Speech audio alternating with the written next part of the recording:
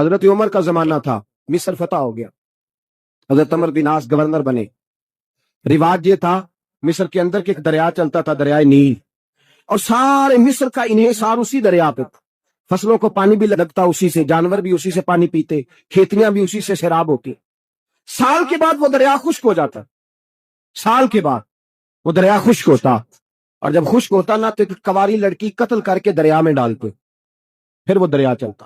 آج بھی بہت ساری جگہوں پہ اوہام پرستی ہے، کہتے ہمارے آستانے کا طریقہ ہے۔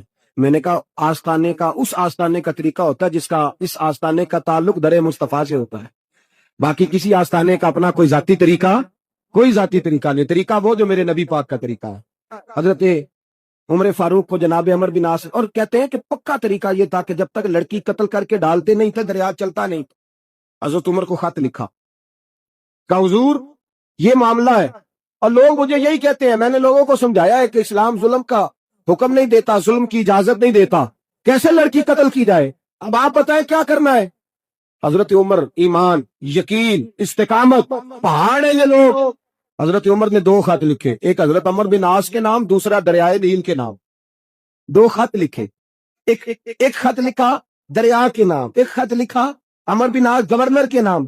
گورنر کے نام خط لکھا تو فرمایا جتنے یہودی ہیں، عیسائی ہیں، کمزور ایمان والے، سب کو دریائے نیل پہ لے جا، اور میرا یہ دوسرا خط دریا میں ڈال دے اور سب کے سامنے ڈال دوں۔